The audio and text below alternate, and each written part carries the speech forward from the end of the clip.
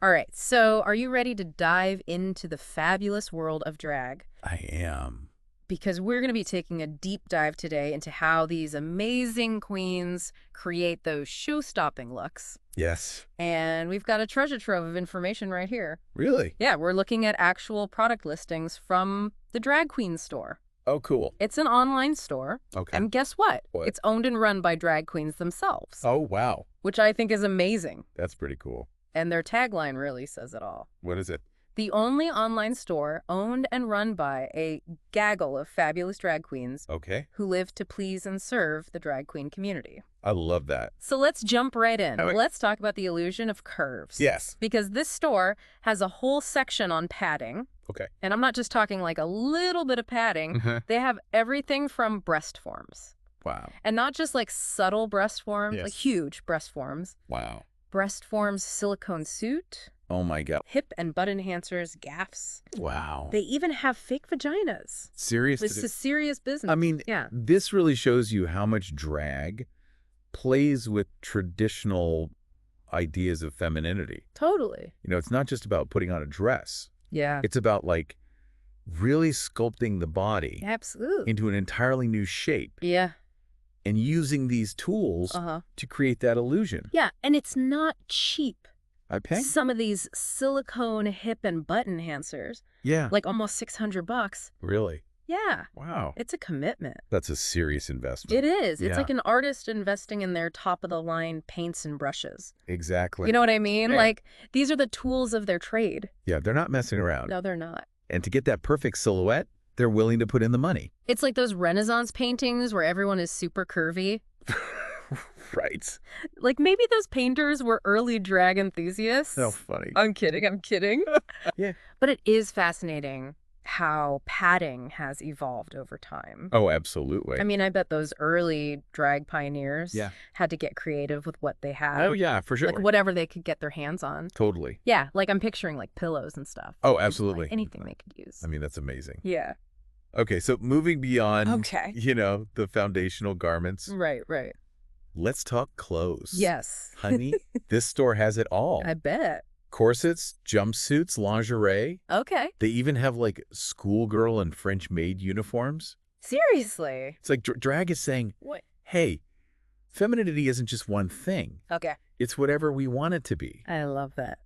And speaking of variety, okay, have you seen this Crystal Rain nude illusion gown with train?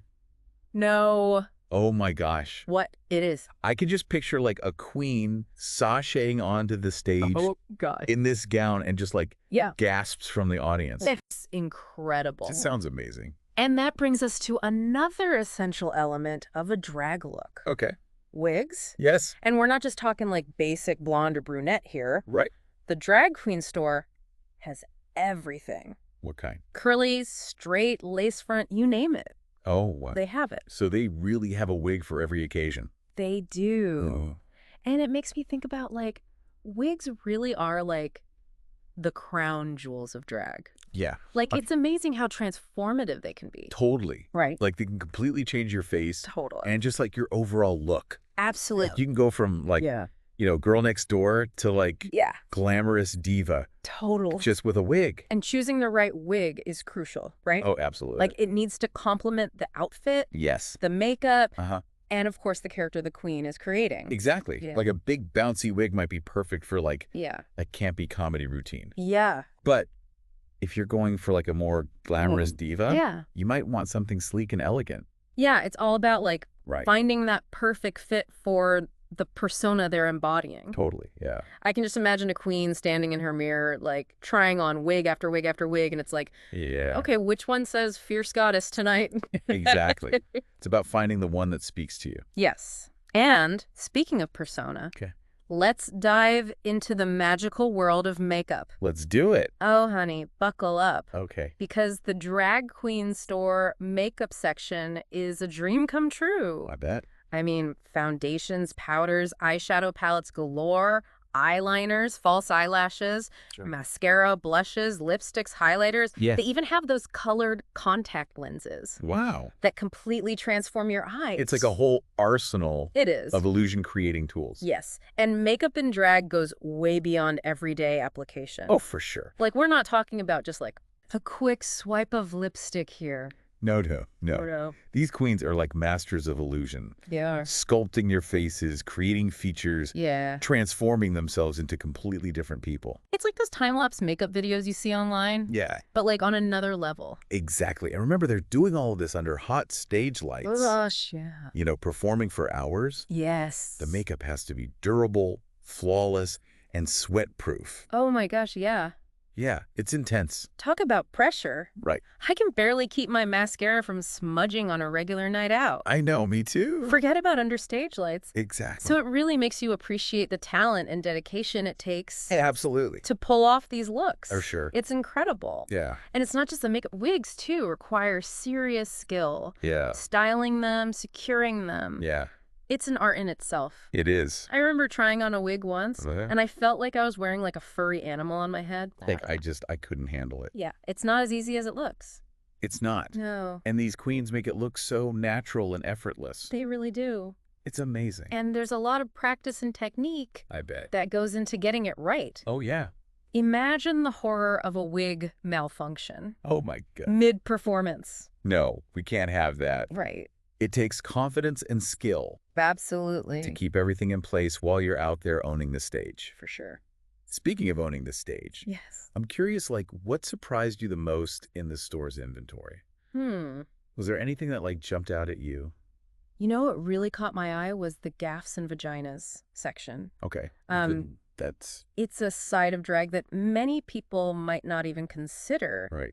but it is crucial for creating that seamless feminine silhouette. Right. And it's a reminder that drag really challenges those conventional ideas Yes, about gender and what it means to look like a woman. totally. It's about taking creative control. Yeah, and pushing boundaries. Absolutely. It's about illusion, transformation, and ultimately Yeah. expressing yourself authentically, I love that. whatever that may look like. Okay, so that brings us back to the drag queen store itself. All right. It's not just a business. Right. It's a space created by drag queens for drag queens. Big. What do you think is the significance of that? I mean, I think it speaks volumes about community Yeah. and understanding, like, who better to cater to the needs of drag performers than those who've walked in those heels themselves. Right. It's like having a built-in support system. Totally. You know, it's like you go there and you know you're going to find exactly what you need, Yeah. created by people who get it. Absolutely. Right. Yeah, and it probably creates this amazing level of trust I bet. and camaraderie among customers. Yeah. It's like, hey, we're all in this together. Yes. Let's help each other shine. And it looks like they're extending that sense of community through their social media. Oh, really? Oh, yeah. Their Instagram is full of like stunning photos, What? behind the scenes glimpses, Uh-huh. and even shout outs to other queens. That's great. It's really cool. Yeah. It's like creating this like digital drag family, Holy. you know, where they're sharing tips and tricks and maybe even a little shade here and there. Oh, absolutely. You know how drag queens do? A little bit of shade Yeah. never hurt anybody. Never hurt anybody. Right. Right. Exactly. It's about creating a space Yeah. where drag performers and enthusiasts can all come together, Yes. celebrate their shared passion, Mm-hmm. and support each other. I love that. Yeah. Okay, so we've talked about the tools, Yeah. techniques, Yeah. the business, the community, Right. but what about the personal stories behind all this? Ooh, that's a good point. You know, Yeah, I think that's where it gets really fascinating. yeah, I agree. So if you look at their website, Okay. they have this really cool section called Queen's Favorite Finds. And it's basically different drag queens sharing their go-to products and why they love them. That's amazing. Yeah. It's like a peek inside their makeup bags and wardrobes. Totally. And Yeah. it really reinforces that drag is all about self-expression. Uh-huh. Like, there's no one right way to do it. Absolutely. It's about finding what works for you, Yes. what makes you feel confident and beautiful, Totally. and letting your personality shine through. Yeah, I'm picturing a queen standing backstage, like applying her favorite red lipstick Yeah. and thinking, okay, world, get ready for me. Exactly. It's those personal touches, Yes. those individual choices Uh-huh. that really bring a drag persona to life. Okay, so we've explored the artistry, the techniques, the business savvy. Yeah. But before we wrap up this part of the deep dive, Okay. I can't help but think about the impact a store like this has Uh-huh. on the wider drag community. That's a great point. You know what I mean? Like Yeah. by providing this platform for drag performers Yes. to sell their products, Wow. connect with a wider audience. Right. I think the drag queen store is really playing a role in the growth and visibility Totally. of drag as an art form, For sure. and maybe even like empowering Yeah. drag performers to be more entrepreneurial Yes. and take control of their own careers, Absolutely. which is fantastic. It is. It's a reminder that drag is not just a performance art. Uh-huh. It's a vibrant industry Yeah. with its own unique business ecosystem. Absolutely. It's inspiring to see how like a shared passion Yeah. can create a whole world Oh, of yeah. opportunities and connections. Absolutely. It's amazing. It is. But before we get too carried away with our entrepreneurial dreams, Right. let's move on to the final part Okay. of our deep dive. Yeah. There's still so much to explore. There is. We're going to be diving into the performance itself, Okay. the history of drag, Uh-huh. and its cultural significance. Okay. Plus, we'll tackle that big question. What's that? What's the future of drag? Ooh, that's a big one. It is. I'm excited. Let's get to it. Okay. All right, so we've seen all the tools. Right. The padding, the wigs, the makeup. Yeah. But what about the skills it takes to actually, like, wield them? Yeah. I mean, contouring like that, Oh, yeah. it's practically sorcery. Yeah, you're not wrong. Right. Drag makeup is a serious art form. It is. Like, we're not talking a quick swipe of lipstick here. Yeah. These queens are masters of illusion, Yeah. sculpting their faces, creating features, transforming themselves into completely different people. It's like those time-lapse makeup videos you see online, Totally. but on another level. Exactly. Right? And remember, they're doing all this under hot stage lights, Oh, yeah. performing for hours on end. Yeah. That makeup has to be durable, Right. flawless, Uh-huh. and, let's be honest, sweat-proof. Totally. Yeah, big time. Talk about pressure. Yeah. I can barely keep my mascara from smudging on a regular night out. Yeah, me too. Forget about understage lights. Exactly. It makes you really appreciate It does. the talent and dedication it takes For sure. to pull off these looks. Absolutely. Right. And it's not just the makeup. Yeah. Wigs, too, require some serious skill. Yeah. Like styling them, Yeah. securing them. It's an art in itself. Oh, for sure. I remember trying on a wig once, and I just felt like I was wearing Yeah. like a furry animal on my head. Right. Like I couldn't handle it. Yeah. And these queens make it look so natural and effortless. They do. It's amazing. Yeah, there's a lot of practice I bet. and technique involved. Yeah. And getting it right. Yeah. You know, imagine the horror Oh my God. of a wig malfunction Yeah. mid-performance. The show must go on, but not like that. Right, exactly. Oh, it takes confidence and skill to keep everything in place Absolutely. while you're out there owning the stage. For sure. Speaking of owning the stage, Okay. I'm kind of curious what surprised you the most in Yeah. the store's inventory. Was there anything that really jumped out at you? You know, what really caught my eye was the gas and vagina section. Yeah. I mean, that's... Yeah, it's a side of drag that many people might not even consider, Yeah. but it is crucial for creating that seamless feminine silhouette.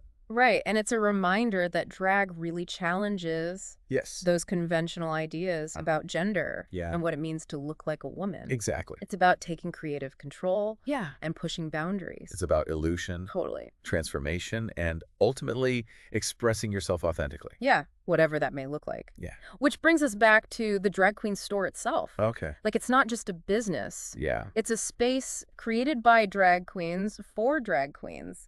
Exactly. What do you think is the significance of that?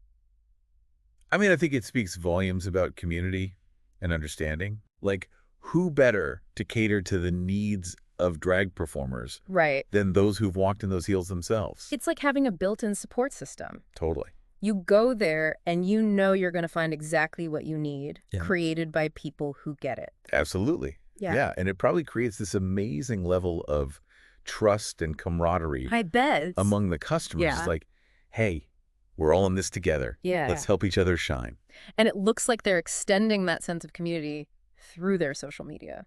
Oh, cool. Oh, yeah, their Instagram. It's Yeah. full of stunning photos. Okay. Like behind-the-scenes glimpses, Uh-huh. even shout-outs to other queens. That's great. It's very cool. Yeah. It's like creating this digital drag family, where they're sharing tips and tricks. Yeah. And maybe even a little shade here and there. A little bit of shade. Never hurt anybody. Never hurt anybody. Right. Exactly. I love it. It's about creating a space where drag performers Yeah.